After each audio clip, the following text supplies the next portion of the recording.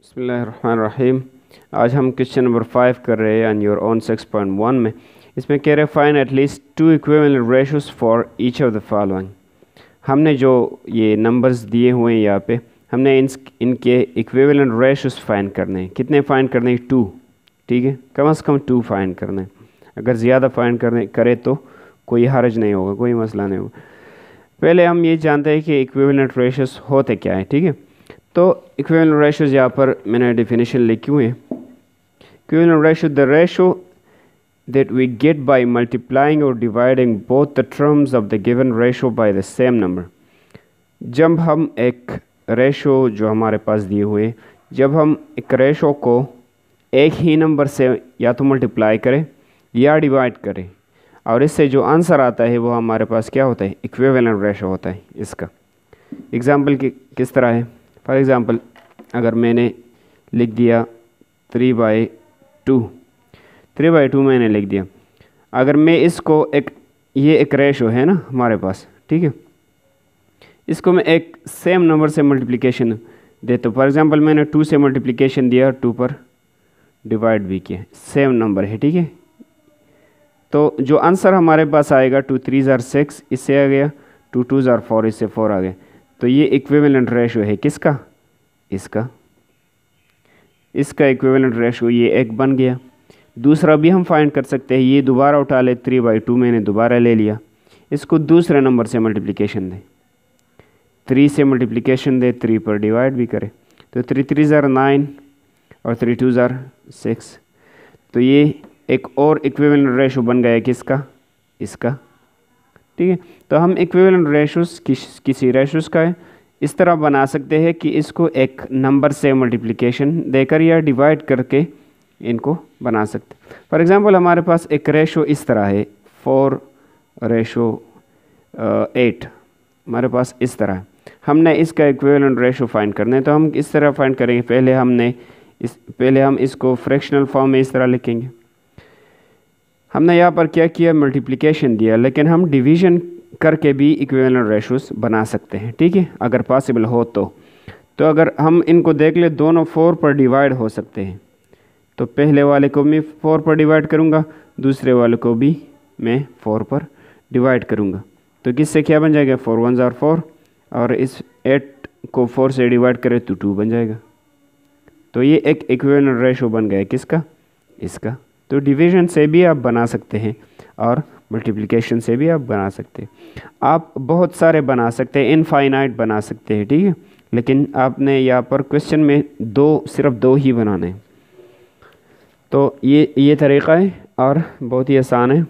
आइए इसको अब सॉल्व कर देते हैं। तो हमारे पास ये रेशो, सबसे पहले हमने क्या करना है?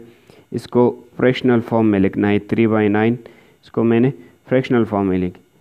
फिर अगर आप चाहे तो इनको 3 से डिवाइड भी कर सकते हैं, क्योंकि दोनों 3 से डिवाइड हो सकते हैं ना। अगर आप दूसरा तरीक़ा करते हैं कि इनको मल्टीप्लिकेशन दे, तो मल्टीप्लाई भी कर सकते हैं। मैं मल्टीप्लिकेशन दूंगा। फॉर एग्ज़ाम्पल, मैंने 2 से मल्टीप्लाई किया, तो 2 ऊपर लगा दिया, 2 को आपने नीचे भी लगाना है। ठीक है, अब जो 2 3 = 6, इससे ऊपर 6 आ गया, 2 9 = 18, इससे 18 आ गया। तो ये एक इक्विवेलेंट रेशो बन गया 3/9 का। ये एक तो बन गया। अब दूसरा भी चाहिए हमें, तो 3/9 दोबारा ले ले। इसको 2 तो हो गए, 3 से मल्टीप्लिकेशन दे और 3 पर डिवाइड भी करें, तो 3 3 = ये 9 आ गया, 3 9 = 27, ये 27 आ गया। तो ये दोनों जो रेशोज़ बन गए ना, ये इक्विवेलेंट रेशोज़ है किसके? 3:9 ये 3/9 के इक्विवेलेंट रेशोज़ बन गई। हमने सिर्फ 2 निकालना है, वरना हम और भी निकाल सकते हैं। अच्छा, अब इस 4/5 की तरफ आते हैं। इसके तो सबसे पहले हमने क्या करना है? इसको फ्रैक्शनल फॉर्म में लिखना है 4/5 इस तरह। फिर 2 से स्टार्ट करें, 2 से मल्टीप्लिकेशन दे, 2 पर डिवाइड भी करें, तो 2 4 = 8 आ गया और 2 5 = 10 आ गया इस तरह। फिर दूसरा अगर बनाना हो तो 4/5 फिर से ले ले, 3 से मल्टीप्लाई करें, 3 पर भी डिवाइड भी करें, तो 3 4 = 12 और 3 5 = 15। तो ये दूसरा भी बन गया। आप लोग बहुत सारे बना सकते हैं। ठीक है, अच्छा अब इस पार्ट सी पे आ रहे, तो पार्ट सी में भी इस तरह का प्रोसेस है। आप लोग पहले लिखे 6/8 फ्रैक्शनल फॉर्म में लिखे, फिर 2 से मल्टीप्लिकेशन दे 2 पर डिवाइड भी करें, तो 2 6 ज़ार 12 आ गया और 2 8 ज़ार 16, तो ये एक इक्विवेलेंट रेशो बन गया। फिर अगर दोबारा बनाना चाहते हैं दूसरा, तो 3 से मल्टीप्लिकेशन दे 3 डिवाइड बाई 3, 3 और 3 यहाँ पर 2 2 3 3 3 6 ज़ार 18 और 3 8 ज़ार 24, तो हमारे पास ये बन गया। आप और भी बना सकते हैं। अच्छा, इस पे आते हैं तो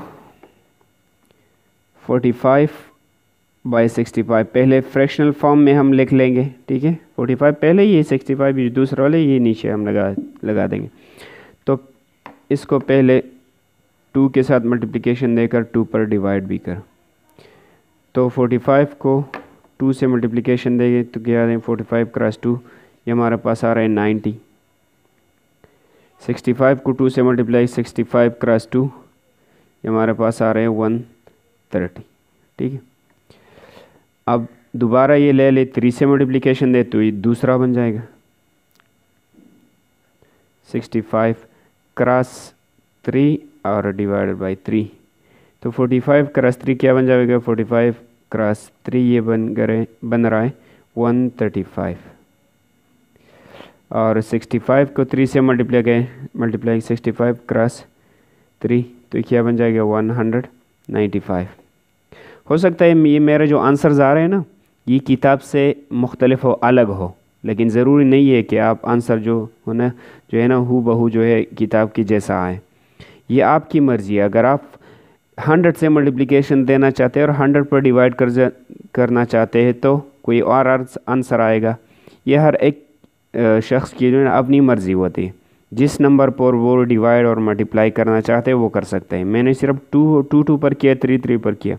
आप लोग 5 पर भी कर सकते हैं, 6 पर, 7 पर, लेकिन ये चीज़ें ध्यान में रख लें, जो नंबर ऊपर लगाना है वो नीचे भी लगाना है, ये 2 सेम होने चाहिए।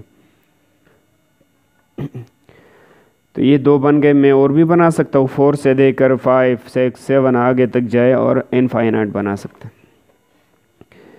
अच्छा, क्वेश्चन पार्ट ई पे आ रहे हैं, तो पार्ट ई में 14 और 28 हैं। अच्छा, मैं एक डिवीज़न के तरीके से हल करता हूँ, ठीक है। मैंने 2 तरीके बताए ना पहले आपको, डिवाइड भी कर सकते हैं और मल्टीप्लाई भी कर सकते हैं। ये दोनों 2 पर डिवाइड हो सकते हैं। अगर आप लोग देखें तो पहले को भी मैं 2 पर डिवाइड करूँगा, मैंने डिवाइड लिखा है यहाँ पे डिवीज़न, दूसरे को भी 2 पर डिवाइड करूँगा, तो इससे क्या आएगा 2 7 ज़ार 14 और इसको 2 से डिवाइड करें 2 2 1 ज़ार 2 2 4 ज़ार 8, ये आ गया, ठीक है। अब ये वाला जो है ये 14 पर भी डिवाइड हो सकते हैं, ठीक है, और 7 पर भी डिवाइड हो सकते, तो 14/28 दूसरे दफ़ा में 7 पे डिवाइड करूँगा दोनों को। सिर्फ ये चीज़ आपने ज़हन में रखनी, ये दोनों सेम होनी चाहिए, 7 7। तो यहाँ पर मैं डिवाइड करूँगा 14 को 7 से, 7 2 ज़ार 14 और 28 को 7 से डिवाइड करें तो क्या आएगा 4 28, तो 4 आएगा, 7 4 ज़ार 28। मैंने डिवीज़न के तरीक़े से किया। अगर आप लोग मल्टीप्लिकेशन देना चाहते हैं तो वो भी ठीक है, ठीक है। अगर 2 से मल्टीप्लाई करें 2 तो ये जो है ना 28 बन जाएगा, 2 इस तरह मल्टीप्लाई करें तो ये भी कुछ बन जाएगा, ठीक है। तो मल्टीप्लिकेशन के तरीके से भी कर सकते हैं, लेकिन ये डिवीज़न जो है ये वहाँ पर पॉसिबल है जब ये दोनों एक ही नंबर पर डिवाइड हो सकते हों। अगर आप लोग यहाँ पर देखें, फॉर एग्ज़ाम्पल कुछ एग्ज़ाम्पल्स मेरे पास हैं इस एग्ज़ाम्पल में, तो इसमें डिवीज़न वाला प्रोसेस आप नहीं कर सकते क्योंकि 4 और 5 एक ही नंबर पर डिवाइड नहीं हो सकते, ठीक है। लेकिन यहाँ देख ले तो 14 और 28 2 पर भी डिवाइड हो सकते हैं दोनों, 7 पर भी हो सकते हैं, 14 पर भी हो सकते हैं। तो हम जो है ना डिवीज़न वाला प्रोसेस यहाँ पे कर सकते हैं, और मल्टीप्लिकेशन आप लोग जहाँ भी करना चाहें कर सकते हैं। यहाँ पे भी डिवीज़न भी हो सकते हैं दोनों, 2 पर भी डिवाइड हो सकते हैं, 5 पर 10 पर, और मल्टीप्लिकेशन भी आप लोग कर सकते हैं, कोई मसला नहीं है, ठीक है। आप लोग के खुद आप लोगों की मर्ज़ी है, ठीक है, जो भी करना चाहते हैं। तो पहले मैं इसको यह इस तरह लिखूँगा 30 चलिए डिवीज़न पर करते हैं, ठीक है। पहले 2 पर डिवाइड करेंगे और 2 ऊपर भी लगा देंगे, 2 नीचे भी। इसको 2 पर डिवाइड करें तो 2 10s are 20, 10 आएगा। इसको 2 पर डिवाइड करें 2 15s are 30, तो ये आ गया। अब 20 और 30 दोबारा लगाएं दूसरा फाइंड करने के लिए। इसको 10 पर भी हम डिवाइड कर सकते हैं, 10 पर डिवाइड करें तो 10 पर डिवाइड करें तो 2 आएगा। इसको 10 पर डिवाइड करें तो 3 आएगा। तो हम इस तरह भी कर सकते हैं, मल्टीप्लिकेशन भी कर सकते हैं। मल्टीप्लिकेशन में इससे 40 आएगा, इससे 60 आएगा, जो भी आपकी मर्ज़ी है, ठीक है।